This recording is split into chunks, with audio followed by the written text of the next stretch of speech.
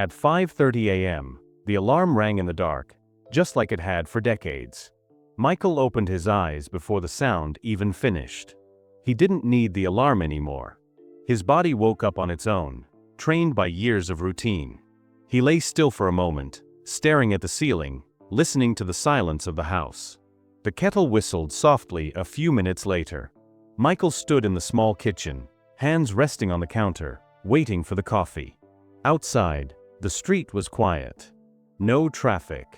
No voices. Just another ordinary morning. At 54, Michael lived a life that most people would never notice. For 28 years, he worked as a machine operator in a metal factory on the edge of town. Every weekday, he put on the same faded work jacket, packed the same lunchbox, and drove the same route. The factory floor was loud, heavy, and unforgiving. The machines never stopped.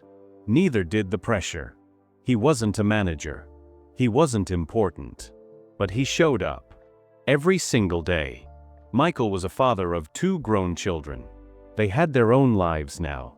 Jobs, bills, families. He was also a grandfather. The title still felt strange, but when his grandson laughed, something inside him softened in a way nothing else could. Still, when he came home at night, the house felt hollow. After the divorce, the silence settled in and never left. No arguments. No conversations. Just empty rooms and old habits.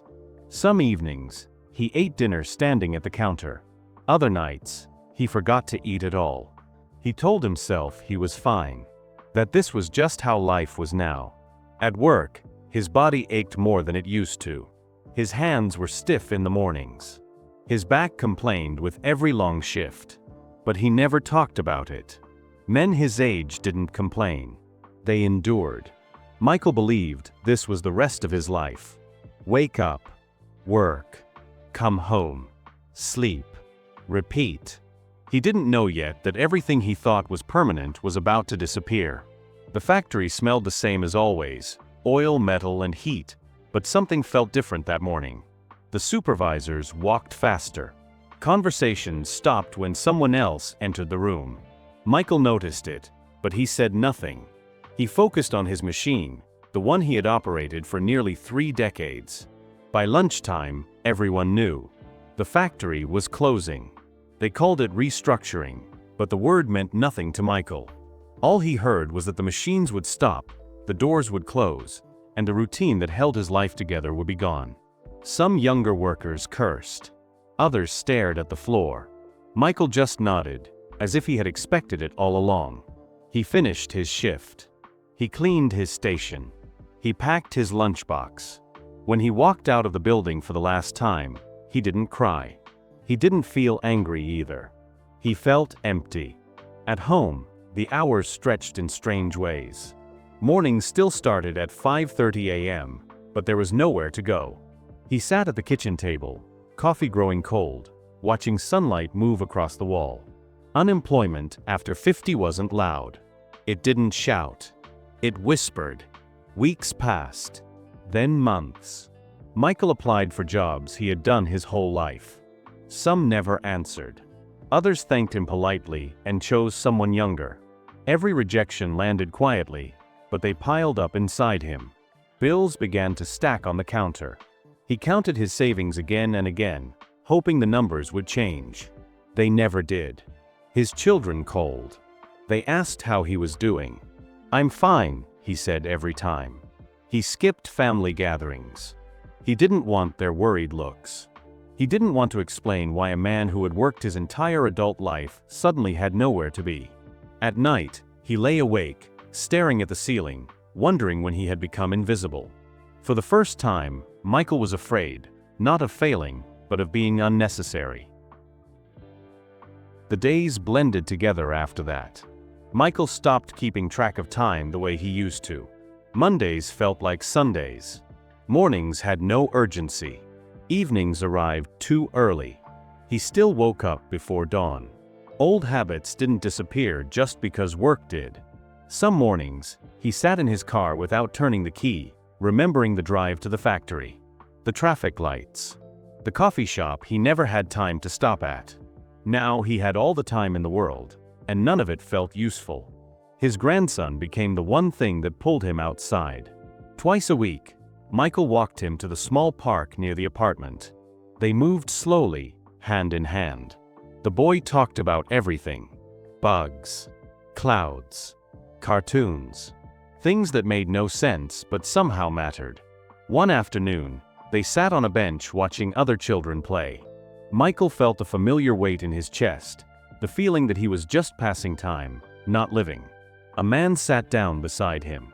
"Used to work around here?" the stranger asked, nodding at Michael's worn jacket. Michael almost said no, almost gave the short answer he had learned to use. But something stopped him. "Yeah," he said quietly. "Factory work. Machines. Almost 30 years." The man listened.